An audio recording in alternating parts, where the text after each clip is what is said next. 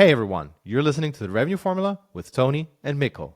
In today's episode, we share the 5 things we hate about SaaS. Amongst them are being copied, not having a moat, and a bunch of others. Enjoy. Before we jump into the show, today's episode is brought to you by Fullcast, the only AI-powered platform that streamlines your entire sales cycle from plan to pay. Customers report up to 80% cost savings, 20% growth in pipeline, and 30% boost in RevOps efficiency. With modules like territory and quota management, routing, and capacity planning, Fullcast adapts to your unique needs, whether you need one solution or an all-in-one platform. Visit fullcast.com, book a demo, and mention the Revenue Formula podcast to unlock an exclusive premium gift just for listeners. And now, enjoy the show. So for all the folks that are watching this actually on YouTube or on Spotify does also kind of good video now. Yeah, that's true. They might have noticed that surprisingly Tony is kind of a very, is flush with hair, right? Yeah, where did that come from? Look at this. Right? You went to Turkey, didn't you? So in Germany now, maybe this is not a German thing, but in Germany now it's called Turkish hairlines. Ooh. Did you also take Turkish hairlines? Yeah. Get it? Yeah. No. I still have some actual hair left. Plenty, flush. But just didn't get to kind of cut it back for it feels like over a month now. So now I'm kind of running around like everyone else, besides you, I guess. Mikko. Like a normal human being. Like an actual person in their 30s that still has hair on his head. But yeah, no, I think this is going to come off in the next couple of days because we're going to go somewhere in the Far East, somewhere exotic, somewhere hot. And I'll be sweating anyway all the time. So kind of that's why, hair needs to come off. But also, you know what? I didn't enjoy the act of having to wash the hair, put like hair products in, go to the hairdresser, all those things. Like, you know what? Actually, initially I was like, oh man, I'm going to miss my hair. But I think after a month, you were like, I get out of bed every morning and it's just my lack of hair is now an asset. It's like amazing. And I don't need to do anything about it. You're totally pitching it. Everyone is like, you know what? Actually, now that you said it, I'm going to shave my head. And also, Tony, in Asia, it's a mark that you're a wise man. It's a mark that so if you're fat as well, then it's even better because then you're rich. It's so perfect I'm guessing combo. I'm a rich, wise man. That's exactly it. I didn't call you fat, you did. But I mean, it's funny. Today we're going to talk a bit about some of the other things we hate, specifically about SaaS. Yeah. And I think the trigger was you saw a post from Adam Robinson. And to be frank, I don't think it was like a whine post, him whining about anything. It was more him reflecting about 2025 and the challenges ahead. And he just outlined some things that weren't really wonderful for him in terms of building a business, right? I mean, so he's like an experienced entrepreneur. He's kind of been doing this retention.com, like a B2C Klaviyo kind of product. I think I don't 100% know. And now he's doing the retention, but the B2B version. You've heard about it, RB2B or RB2B or whatever. And he was, he's getting some headwinds, obviously, and kind of he's working through that. And he's great at this LinkedIn stuff, like hands down, like he's a master at this. And even that we're picking this up again, kudos to him. He again did it. And he was whining a little bit about, the tough thing that's going to happen in 2025. And we wanted to, not recite his list because we were kind of disagreeing with too many things there, but like jam a little bit on it. Have our approach to what is it, what we hate about SaaS these days, or why does SaaS actually suck these days? And I think that might be either something for people to whine about, or maybe to take a little bit with a grain of salt and try and see the positive in it. But let's explore kind of what do we have on the list here that we hate about SaaS, Mikkel?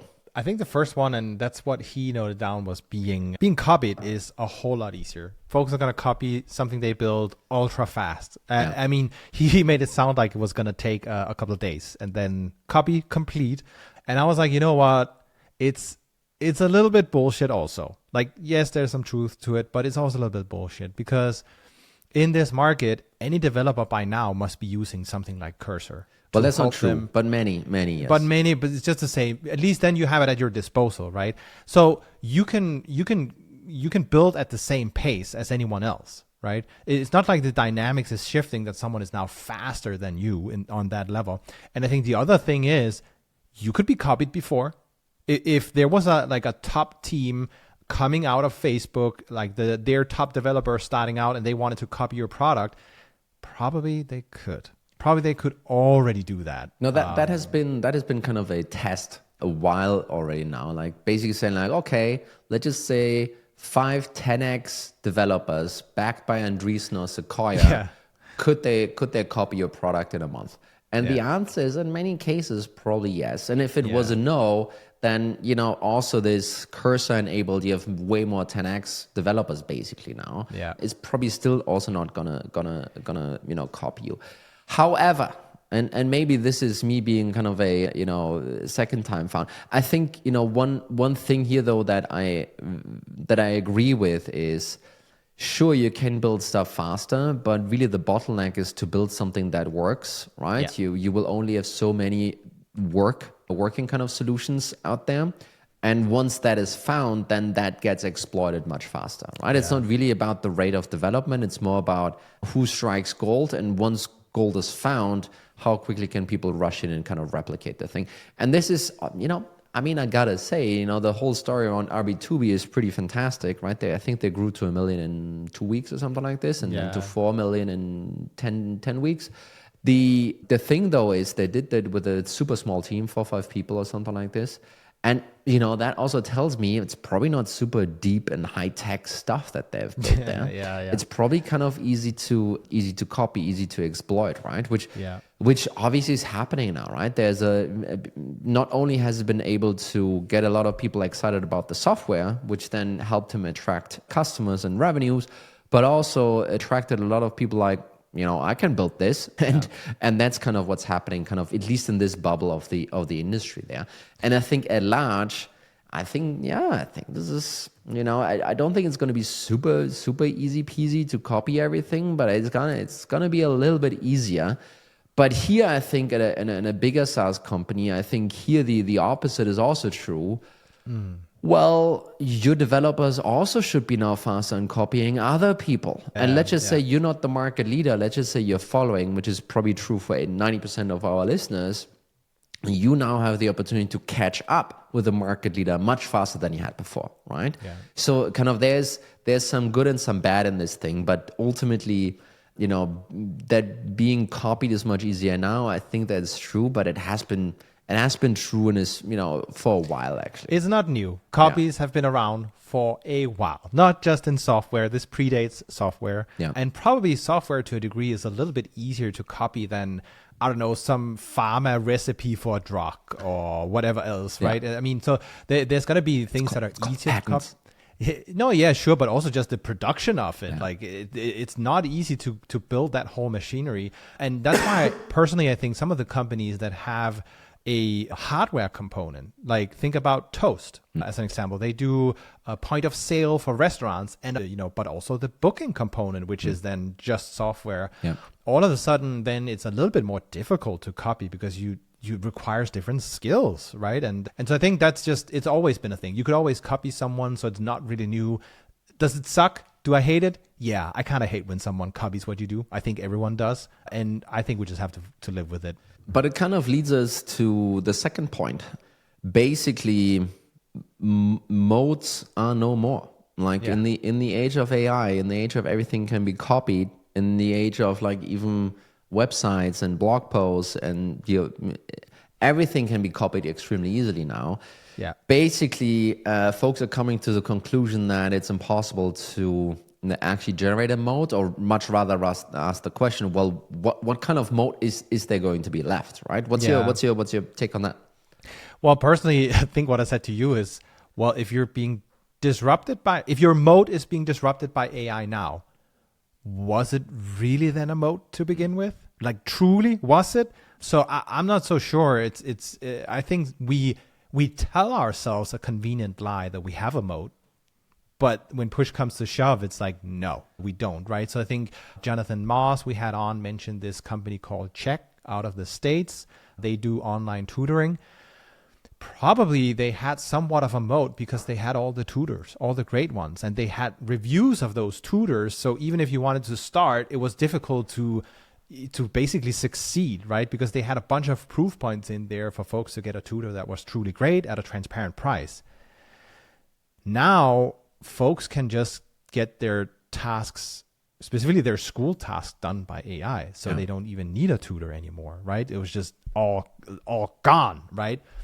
I think maybe in that case, it's fair to say that moat disappeared rather quickly. But for a lot of other companies, it's like, I just don't think they had a moat to begin with, honestly. I think, I mean, this is kind of what's interesting now, kind of with this new AI thing approaching, right? Kind of to a degree, I think pre-AI, they had a great moat. It was a wonderful moat. But then this new technology came around and just like, moat gone, bye-bye. Same thing with something like Stack Overflow, right? That used to be the lookup database for people to find code, so for developers, right?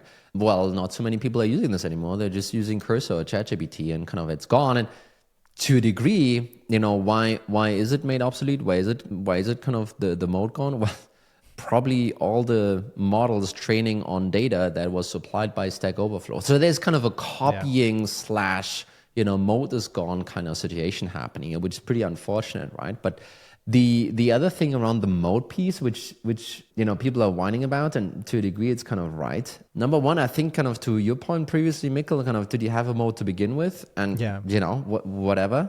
But really what it just means is you need to now find just a new moat. You just need to kind of sit down and first of all challenge, was my previous moat an actual moat? Kind of, was it defensible? Was it deep? Yeah. Was it broad? Was there water in the moat? Or was it easy to kind of climb over?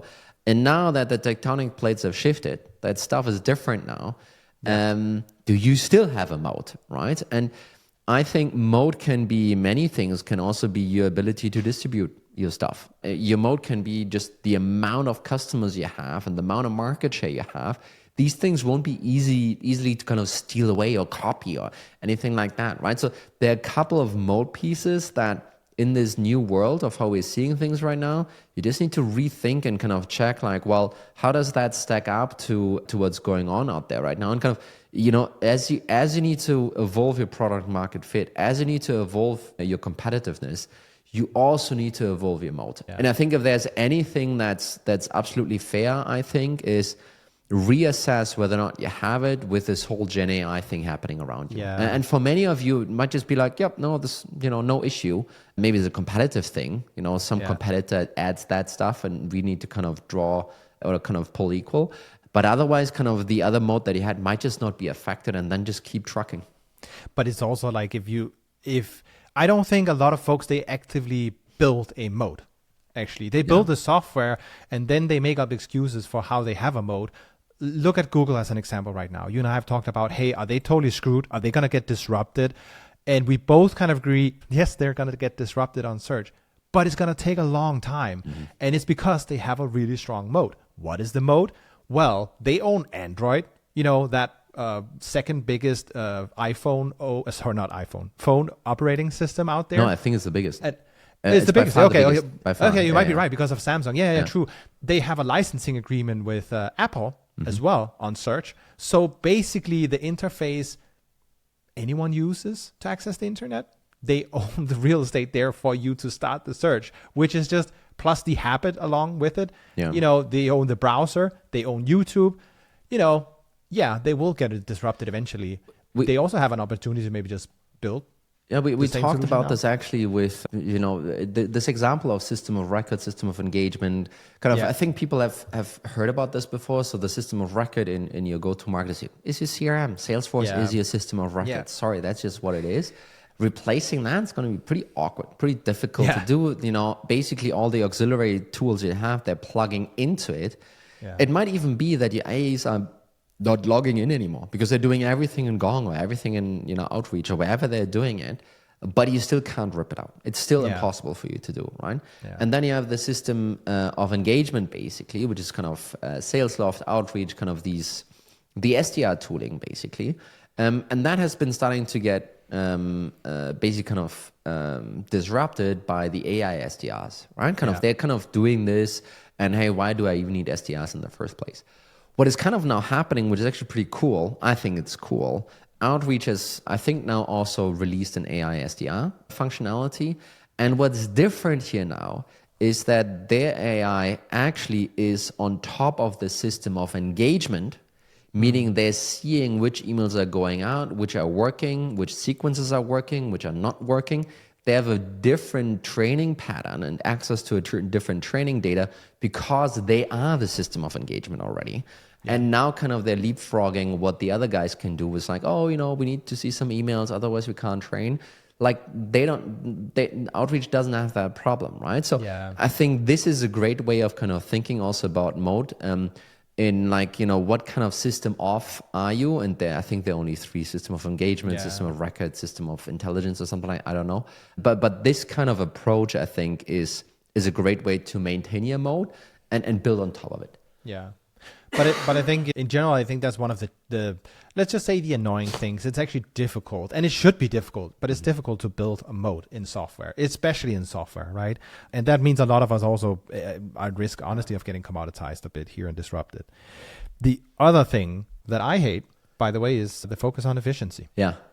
Why is that? I actually because you're in marketing. You don't want to be measured. Exactly. That's right. I forgot. Like, that accountability level is just, it sucks. No, I think we've talked a bit about it, but so when it was growth at all cost, no one seemed to care about efficiency, but it actually mattered a great deal. You and I talked about, hey, maybe focusing on improving a bunch of things throughout your funnel. That efficiency is going to be radical gains for you as a business, right? No one listened. Now, the problem with efficiency is everyone wants to do it, and the way they do it is they do indiscriminate cutting across the board or have done so already. And because they can't really argue why someone needs to cut harder than someone else, they just do it evenly across the go-to-market. And what that leads to is just, well, you have the same efficiency, you just produce less. And I think this is where I hate SaaS, because it's kind of getting double F'd from both ends. Yeah, it is. On the one hand side, right, if you really think about efficiency, people will tell you it's a CAC payback or something similar. And it's usually a ratio between, good things, revenue or ARR or whatever you want, profitability. And on the negative side, you have cost or something like this, right? You basically kind of put those two things into a combination or into ratio. And when I'm saying kind of they're getting F from both ends, is they're seeing slowing demand. Like, no one is really interested in SaaS anymore, or in only SaaS. We're not talking about the delivery model, but we're talking about the difference between what is AI, what is SaaS, right? No one is really interested in only bare bones SaaS anymore. So demand is going down. Sorry, and it's not going to get back up to the 21, 22 kind of area. It's just not. So on that side, they're getting aft. And then on the other side, I think many people are going have gone extremely poorly about cutting costs, doing it indiscriminately across the board, because, maybe it was easier to make that difficult decision with all of those C-level and VPs in the room to say, like, you know what, everyone will get cut the same way. Let's make a compromise. Instead of you needing to give 50 and you only give 10, which would be so unfair, we'll just do 25 across the board. Okay, is that fine? Can we kind of agree on that? And I think this is the reason why many working in good initiatives also got cut. And many poor initiatives that should have been cut more, still only got away with the 25% cut. Right? And basically, what we're seeing at the end of the day is like less money in, less money out, but less efficient actually, and probably the same or worse efficiency metric than you had before, right? And trying to escape that, really, really difficult, difficult. No, I agree. So that's one. The other thing that's happened as of late is I saw a benchmark report for 2024 showing that pipeline creation has been increasing, right? Pipeline creation has been increasing, but the closed won deals or revenue just hasn't followed. I think that's the other thing, like the whole difficulty of sales. It's not as fun as it used to be. No, I think what's happening is I think people are still looking for stuff to buy. By the way, I don't think this has stopped, right? People are buying things, but I think what has happened is, and that's again why I hate SaaS right now, is you're not even losing against your competition. I think that's the most heartbreaking piece in this process that people need to kind of realize. It's a little bit like your girlfriend breaks up with you because she's not interested in guys anymore. She now likes girls, right? It's kind of, to a degree, it's like, it's not my fault, but it's like, it's even one step removed. And the thing is here, it's really the reason why those deals are not going through is not that you're better or worse than your competitors in the same set. No, what you're losing to is company priority on a completely different disconnected problem that a different vendor is trying to solve, that is solving that in a much more convincing ROI positive way. Like that's basically what is happening. And then, as those purchase decisions travel up the ladder, as we all know, it's not the individual departments making the decision, it's the CFO making that decision, right? We know that by now. As they travel up the ladder, kind of the CFO sits there and kind of has these different proposals on the table. And all of those are great proposals. I actually only see a reasonable path for those 1 and 2, and we're not going to do more this quarter. And boom, and you know what? Your SaaS solution that just augmenting and helping someone to do their job instead of doing the job for them, right? That's really kind of the difference here. That didn't make that list. That wasn't convincing enough for the CFO to award you not the money. It's not about the money because all of these are positive, but to award you with the attention of the organization at that point, right? So, and that I think is extremely heart-crushing, soul-crushing, crippling for everyone on the sales side. And equally so, by the way, also for your buyer, because your buyer wants your tool. They still want to have that thing, but they get said no because the focus of the organization actually has to be somewhere else, and this needs to take second role. Then we have the last thing we basically hate about SaaS. Yeah, I think the last thing, I'm going to package two things into that actually, because I did like a secret one on my list here, Mikkel. So the first thing I had, the last thing that I hate about SaaS is SaaS is still, when you look at this, predominantly selling to SaaS. And that's a problem, right? Kind of if you look at some of the IPOs and successful companies in the SaaS space recently, you know what they all have in common? They do not sell to SaaS. So they have been extremely successful for the last couple of years. Obviously, they're growing crazy, like 60%, whatever, even at those billion-dollar run rates. And their performance is extremely stellar, right? And if you are still selling to SaaS like you did the last, 4 or 5 years, you need to find a way to break out of that stuff, right? And it's, I still remember when we were like social media, you and I were selling social media management software. We had this cohort of, agencies. Agencies was like a love-hate relationship because, inbound came 2 days before quarter and then boom, deal closed, 1 day before quarter. And so it can go extremely fast. But what also happened with them is they churn pretty quickly, right? Yeah. And the thing is, SaaS is probably around there. You can probably create opportunities. They're probably not going to close. If you do close them, they're probably going to churn. And it's just going to give you headaches. And you just need to kind of see that part of your funnel with a little bit of a different, maybe more skepticism that you have seen previously, right? Yeah. And SaaS selling to SaaS, I hate that. I think it's a good excuse if you're starting out and you kind of still in product market fit, and trying, those companies will be happier to engage than established ones, but you need to find your way out of this. Yeah. What do you think? What do you think about this here? I just wonder how many SaaS companies are predominantly focused on selling to SaaS. Like that's the only thing I'm kind of reflecting over. Definitely, I think it's a risky one to put your hat on alone. And I definitely think that's why we also had this, let's say this tiny bubble happening a little bit. This space got so much funding, so it got attractive. You could start a SaaS selling to SaaS, more and more focus like that. I think it might have screwed a few people over. So yeah, I think any vertical, by the way, can be bad. Any vertical can be really terrible, annoying, frustrating. For us, it was agencies to a degree, love-hate relationship. Yeah. So I'm a bit ambivalent. If you can be successful selling to SaaS, you know what? Great. But I just think there can only be so many. No, but I mean, we're seeing it in the public markets, right? Overall, S&P 500 is up like crazy over the year with 27%. It's just insane. I'm sorry. It's insane for an index like that basically can never go down. It's basically, it's very hard to lose money with the S&P. Like, I'm not a fanboy. I'm just saying it. So if this goes up 27%, that's just unheard of. I'm sorry. That's a kind of out there. And I don't think there are companies only selling to SaaS. I don't believe that necessarily, but part of your funnel will be that. And part of the reason why you could sell a lot in 21 was because part of your funnel was SaaS, and that now simply has changed, right? And kind of the flip side of that coin, why has it changed? Well, because funding for SaaS is terrible.